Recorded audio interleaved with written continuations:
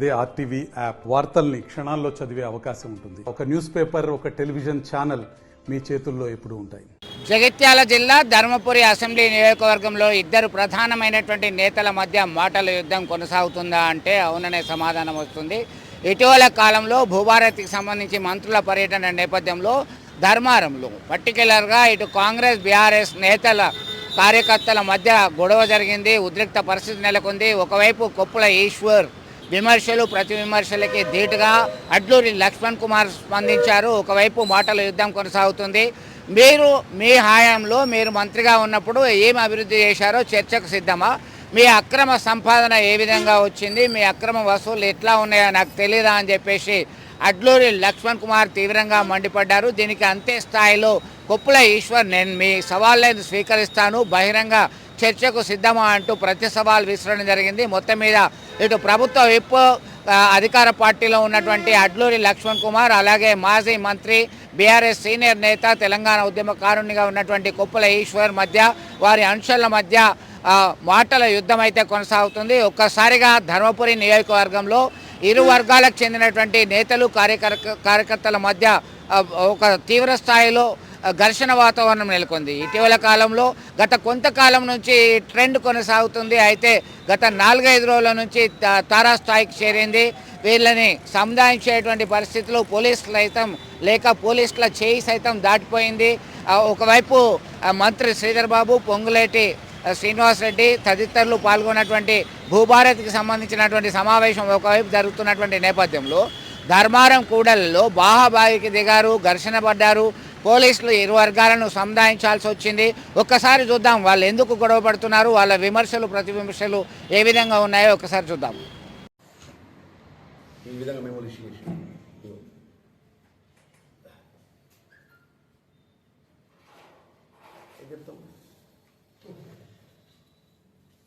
నేను నా అంత ధర్మాత్ములు ఇవ్వలేరు, నా అంత నీతి మంత్రులు ఇవ్వలేరు, నేను నిజాయితీగా ఉన్నా. సాక్ష్యం ఈ ధర్మాన మండలం సాక్ష్యం కాదా? ఒక రిపోర్టర్గా ఎఫ్ఐఆర్ చేయించి వేధింపులు గురి చేసిన వాస్తవం కాదా? మేడారంపై మీరు ఓట్లు వేయపోయిన పర్లే, నేను ఓటర్గా మీ ఓట్లు వేద్దన్నది వాస్తవం కాదా? మీరు నాయకులకు పోతే లక్ష్మణ్ కుమార్ చూస్తే బాగా భయపడతానని చెప్పి వ్యంగ్యంగా మాట్లాడేది వాస్తవాలు కాదా? ఎన్నడన్నా మేము ఈ విధమైనటువంటి కేవలం 15 నెలలు పట్టినాయి. 20 సంవత్సరాల పంచులకు రాజ్యం ఏరి నీకు సంబంధించినటువంటి ఒక ధర్మపురి నాకు సంబంధించిన ఒక గోదావరి తలాపుకుంటుంది, మంచినీళ్ళు అయిపోయలేదు.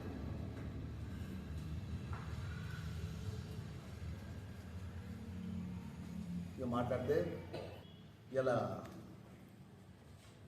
మాట్లాడు. ఈరోజు నోటీసులు ఇచ్చినాం మాది ముఖ్యమంత్రి కదా, మేము పోలీసులను ఉపయోగిస్తే నీ కార్యకర్త అంటూ రాత్రి ఇంట్లోకి బయటకు వచ్చా? నేను పోలీసులు ఉపయోగిస్తే నీ కార్యకర్త ఇలా ధర్మారం మండలి ఉడిపి ఒకటి ముంగడ నిలబడా? నువ్వు నేర్పిన నీ సామ్రాజ్యంలో జరిగింది కదా రాత్రిపూట హౌస్ అరెస్ట్ చేసుడు, తెల్లారంగా 4 గంటలకు వచ్చి పోలీసులు పట్టుకుపోయి పోలీస్ స్టేషన్లో పొద్దుందా కూర్చుని పెట్టుకున్నాడు. ఈ ధర్మారాయణ మండలానికి సంబంధించిన కొంతమందిని వ్యతిరేకంగా వార్తలు రాస్తే ప్రెస్సుల మీద కేసులు పెట్టించుడు చెప్పమంటావా? చిట్ట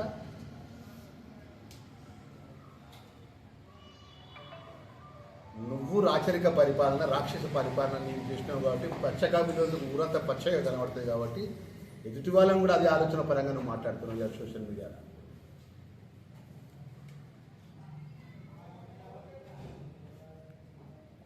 నీవు మంత్రిగా, నువ్వు విప్పుగా మంత్రిగా ఉన్నప్పుడు ఎవరైనా ఒక్కడు ఎదురు మాట్లాడితే తెల్లారి ఏమైంది పోలీసు తెల్లారి 5:30 పోలీసుకి వచ్చింది. ప్రెస్సులు రాసినా వాళ్ళదే కేసులే, ఏ పార్టీ వాడు రాస్తే వాళ్ళని SC ST కేసు పెట్టించుడే, లేదా నాన్ అవైలబుల్ కేసు పెట్టించుడే. ఇలా మాట్లాడిన వాళ్ళు కానీ మొన్న మాట్లాడిన వాళ్ళు కానీ అవసరం మనం మాట్లాడతారు, రేపు మాట్లాడిన వాళ్ళు సోషల్ మీడియా నా వ్యక్తిగత పోస్ట్ పెట్టిన వాళ్ళం కానీ ఎన్నడూ కూడా చట్టం అనేది చట్టం పని చేసుకుంటూ పోతుంది తప్ప ఇవన్నీ వ్యక్తిగతంగా ఉపతాపాలు లేదు. ఎప్పుడైనా ఈశ్వర్ జర మనసు మార్చుకొని ప్రజలు ఇచ్చిన నిర్ణయానికి బుద్ధి చెప్పింది. కర్ర వాచి 2018లో వాత పెట్టింది. గెలిచినాక నన్ను ఓడగొట్టి నేను తినే అన్నం పుంజుకున్నావు. అయినా తప్పుడు ఎక్కున్నావు. ఇవాళ ప్రజలు 22,000 ఓట్ల మెజార్టీతో గెలిపిస్తే గెలిచిన 15 ఏళ్ళకి ఇంత ఆక్రోషం పుచ్చుకుంటా, ఇంత ఆవేశం తెచ్చుకుంటా, నీ తోటి ఎమ్మెల్యేలు నీ తోటి మంత్రులు ఏ విధంగా అభివృద్ధి చేసిన విషయం మర్చిపోయి నీ యొక్క డిఎంఎఫ్టీ నిధులు పట్టుకపోయి ఇచ్చరుడి కాదు పట్టుకపోతా అంటే మాట్లాడకుండా, ఇక్కడ మేడారం రిజర్వాయర్ నీళ్ళు పట్టుకపోతుంటే మాట్లాడకుండా, అడిషనల్ టీఎంసీ 1000 ఎకరాల భూమికి కేవలం 9 లక్షలు ఇస్తే పక్క చుట్టడానికి లక్షలు 20 లక్షలు ఇస్తే మాట్లాడకుండా,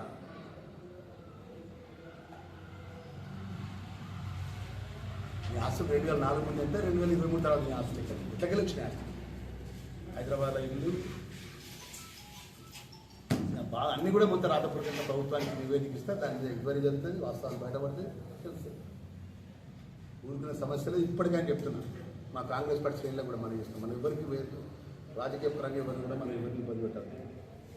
ఇష్యూ అయిపోయి అంశం తీసుకుంటాం. మనం ప్రజలకు ఏం మంచి చేద్దాం అనే విషయంలో కూడా మనం ప్రభుత్వ పరంగా ఏదైతే ప్రభుత్వం ఇచ్చిన సన్నభ్యం కానీ 200 యూనిట్ కానీ ఇంకా వేరే కార్యక్రమాల విషయంలో ప్రజలకి వెళ్దాం తప్ప మనం ఈ రోజు నుంచి ఈ ఇష్యూని ఇక్కడితో సమాప్తం చేద్దాం. రేపు రాబోయే స్థానిక ఎన్నికల్లో కూడా ప్రజలే బుద్ధి చెప్తాం. ఎందుకంటే ఎందుకు ప్రత్యేకంగా ఈరోజు దర్బార్ నుంచి ఎందుకు మాట్లాడుతున్నా అంటే ఆయన ఆడ కూర్చొని సోషల్ మీడియాలో మాట్లాడి పోస్ట్ చేసింది. ఇది నా కార్యకర్తల మధ్యలోకి వచ్చి నా కార్యకర్తల మధ్యలో ధర్మార మండల ప్రజల యొక్క నాకు అన్నం పెట్టిన ప్రజలు నన్ను ఇంత పెద్ద స్థాయి తీసుకొచ్చిన ప్రజల మధ్యలో నేను మాట్లాడతాను. అక్కడ మంత్రులు ఏ విధంగా చేసి ఇక్కడ రివ్యూ చేసినాం. 20 సంవత్సరాలు రాజ్యాంగ పరిపాలన చేసినాం. 10 నెలల మీద మా మీద ఆక్రోషం ఏంటి ఇప్పటికైనా బుద్ధి తెచ్చుకో. 2004 ముందు నీ ఆస్తులు ఎంత, 2023 తర్వాత నీ ఆస్తులు ఎంత, అవి ఎట్లా వచ్చినాయని చెప్తున్నాను.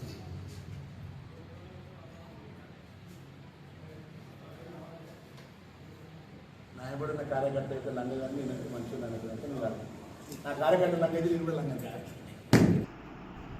నిన్న ధర్మారం మండలంలో జరిగినటువంటి సంఘటన పైన ప్రజలందరూ కూడా గమనిస్తూ ఉన్నారు. నిన్న ఏం జరిగిందో, గతంలో జరిగినటువంటి అభివృద్ధిని ఏమీ జరగలేదనేటువంటి విషయంగా ప్రజలను తప్పుదోవ పట్టించేటువంటి ప్రయత్నం కాంగ్రెస్ పార్టీ ధర్మపురి ఎమ్మెల్యే ఏదైతే చేసిందో దానికి ధీటుగా సమాధానం చెప్పడం కోసం నిన్న ధర్మారంలో వందలాది మంది కార్యకర్తలు వచ్చి మరి ఎక్కడ ఏం జరిగింది, గత ప్రభుత్వంలో ఎన్ని సంక్షేమ అభివృద్ధి కార్యక్రమాలు జరిగినాయి, నియోజకవర్గాన్ని ఇంత గొప్పగా మరి అభివృద్ధి చేసుకున్నామని చెప్పే విషయానికి వచ్చినప్పుడు దౌర్జన్యంగా వాళ్ళను మాట్లాడకుండా ప్రెస్ మీట్ పెట్టకుండా మరి వాళ్ళ కార్యకర్తలు వచ్చి దౌర్జన్యం చేసినటువంటి విషయం సమాజం అంతా చూసింది.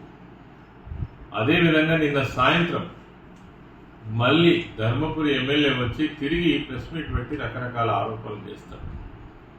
ఆయన చేసినటువంటి ఆరోపణలు చూసినట్టయితే అవి ఎవరికి పొందలేనటువంటి ఆరోపణలు. వాస్తవంగా నా పైన వ్యక్తిగతమైనటువంటి ఆరోపణలు చేశారు. నా ఆస్తుల మీద విచారణ జరిపిస్తారట. నేను వెల్కమ్ చేస్తున్నా. ఈ సందర్భంగా ధర్మపురి ఎమ్మెల్యే ఏదైతే నా మీద చేస్తున్నటువంటి ఎలిగేషన్ ఉందో గౌరవ ముఖ్యమంత్రి గారిని నేను కోరుతున్నా, నా పైన, నా ఆస్తుల పైన, నా సంపాదన పైన ఖచ్చితంగా నిర్దిష్టమైనటువంటి విచారణ జరిపించాలని ఈ రాష్ట్ర ప్రభుత్వంలో కీలకమైనటువంటి వ్యక్తిగా ఉన్నటువంటి రేవంత్ రెడ్డి గారు ముఖ్యమంత్రి గారిని నేను కోరుతాను. అదేవిధంగా అభివృద్ధి పైన మాట్లాడడం వదిలేసి మళ్ళీ ఆస్తుల పైన మాట్లాడుతున్నారు, ఫ్యామిలీ పైన మాట్లాడుతున్నారు.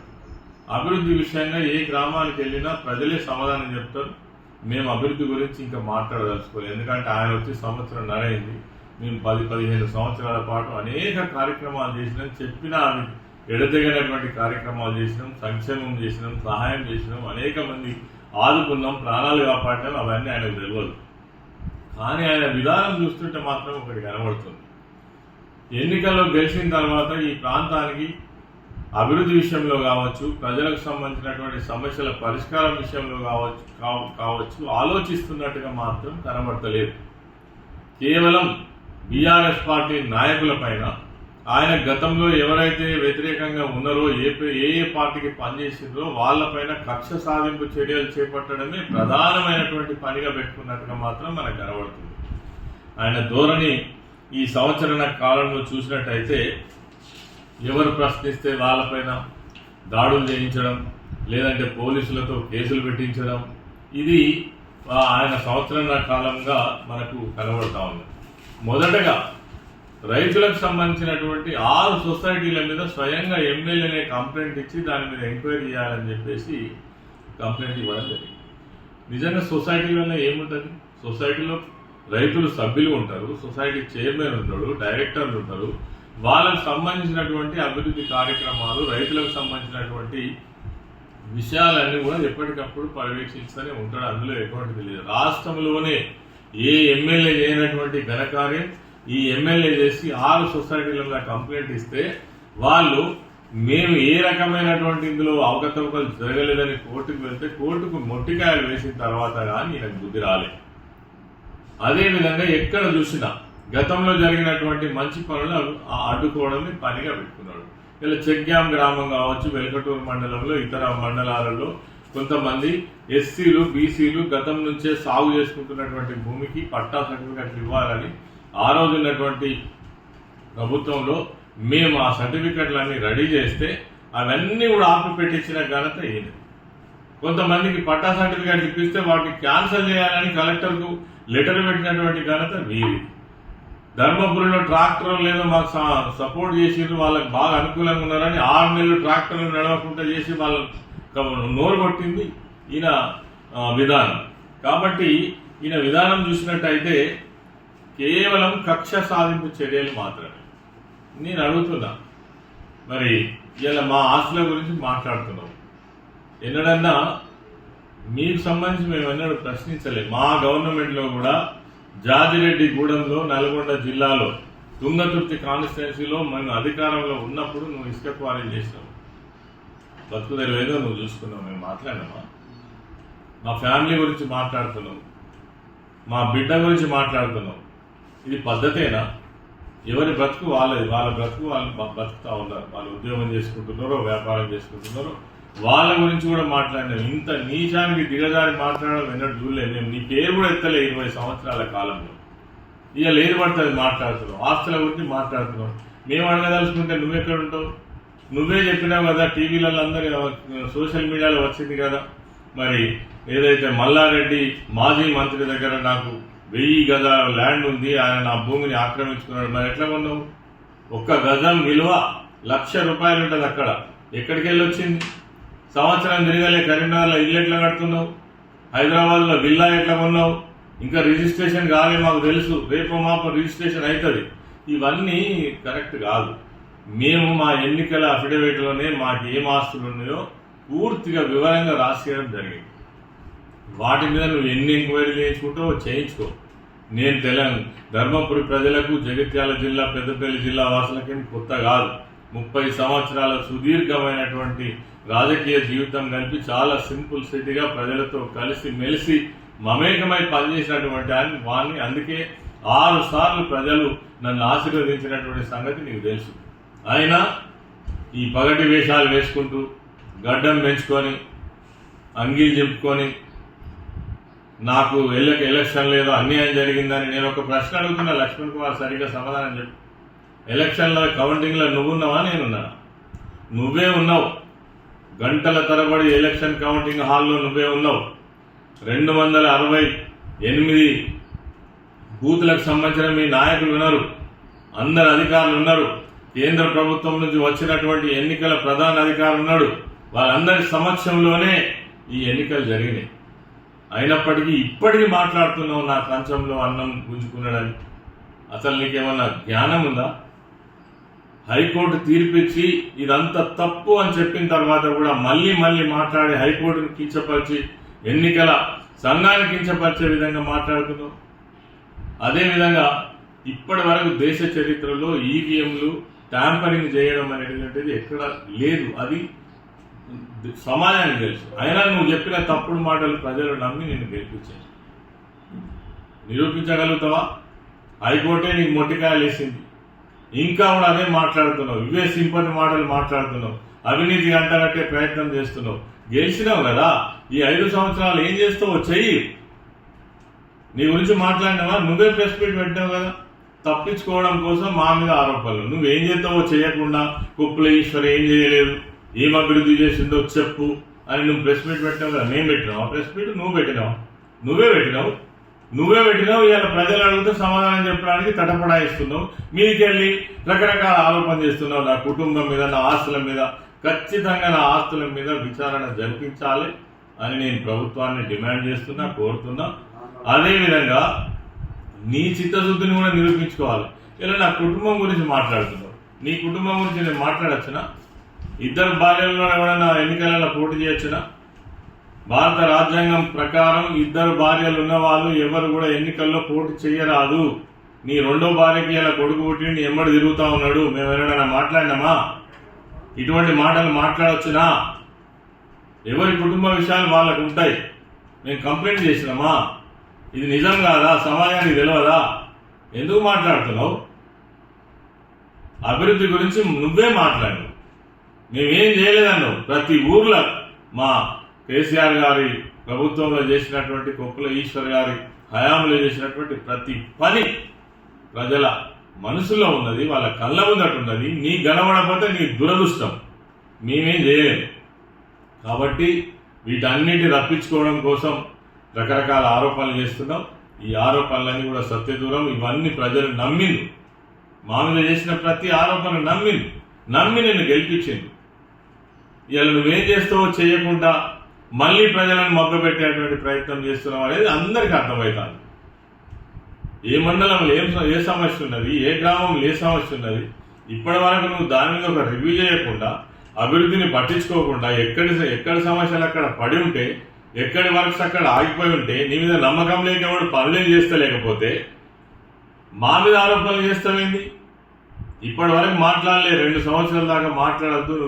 ఏ పని చేస్తావో చేయండి. నువ్వంతే, నీ ముఖ్యమంత్రి అంతే, నీ మంత్రులంతే, ఈ కాంగ్రెస్ పార్టీ ప్రభుత్వంలో ఉన్న ప్రతి ఒక్కరి తీరు అంతే అనేది ఖచ్చితంగా తెలుస్తున్నది.